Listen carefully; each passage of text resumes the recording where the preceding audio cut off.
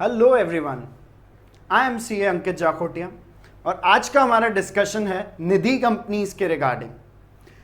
आज का डिस्कशन उन लोगों के लिए भी रेलेवेंट है जो लोग फाइनेंस का बिजनेस कर रहे हैं या करना चाहते हैं, मतलब बोरोइंग, लेंडिंग, लोन देना, लोन लेना, इस तरह का काम कर रहे हैं या करना चाहते हैं, या वो लोग जो एनबीएफसी खोलना चाहते हैं बट एनबीएफसी की कंप्लायंसेस और फॉर्मेलिटीज से पीछे हट रहे हैं, तो वो खोल सकते हैं निधि कंपनी।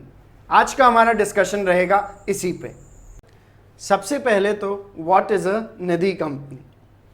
फ्रेंड्स, निधि कंपनी एक ऐसी कंपनी है जो डिपॉजिट्स ले सकती है अपने मेंबर्स से, लोन्स दे सकती है अपने मेंबर्स को, और इसके अलावा अपने मेंबर्स के सेविंग अकाउंट खोल सकती है, फिक्स डिपॉजिट अकाउंट्स खोल सकती है, तो मेंबर्स की सेविंग्स को जमा कर सकती है, मेंबर्स को लोन्स बांट सकती है।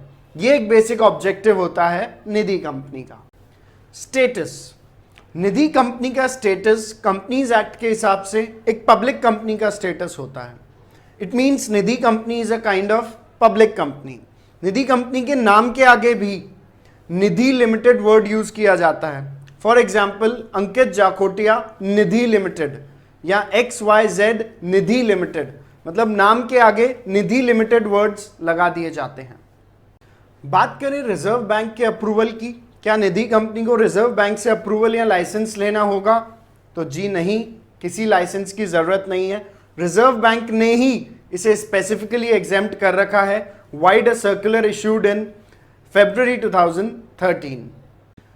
फंक्शंस की बात करें तो निधि कंपनी, जैसा कि मैंने बताया, लोन दे सकती है अपने मेंबर्स को, उनकी सेविंग्स को डिपॉजिट कर सकती है, तो डिपॉजिट करने के लिए वो सेविंग्स अकाउंट खोल सकती है मेंबर्स का। इसके अलावा मेंबर्स को एफडी की रिसीट दे सकती है, मतलब मेंबर्स का एक फिक्स डिपॉजिट अकाउंट खोल सकती है, मेंबर्स को लॉकर फैसिलिटी दे सकती है। तो एक अच्छे फाइनेंशियल इंस्टीट्यूशन की सारी कैरेक्टरिस्टिक्स निधि कंपनी में होती है।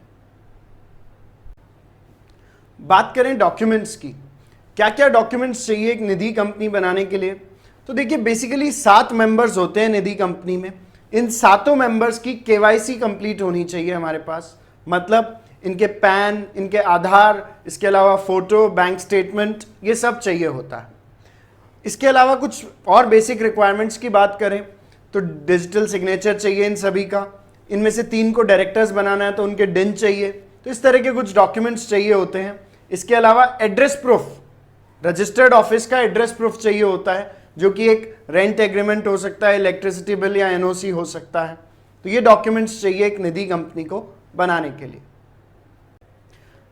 क्या एक निधि कंपनी ब्रांचेस खोल सकती है?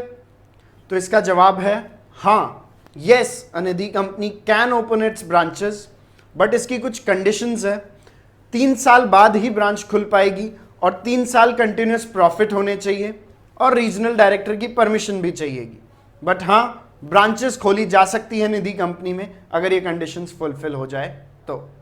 कंडीशंस टू बी फुलफिल्ड, बात करें कंडीशंस की कि क्या कंडीशंस निधि कंपनी को फुलफिल करनी पड़ती है, तो निधि कंपनी के लिए गवर्नमेंट ने निधि रूल्स इशू कर रखे हैं। उन निधि रूल्स के अकॉर्डिंग सारा काम करना होता है।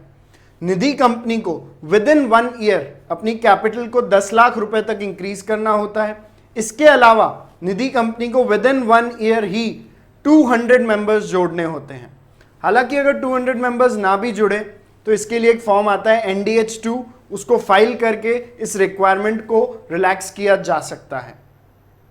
बात करें फॉर्म्स की, कौन कौन से फॉर्म्स ROC को फाइल करने होंगे, तो फॉर्म्स जो ROC को जाएंगे उनमें है NDH1, NDH3, इसके अलावा एनुअल फाइलिंग के फॉर्म्स AOC4, MGT7, ये कंप्लायंसेस हैं जो कुछ ROC को हम फाइल करेंगे।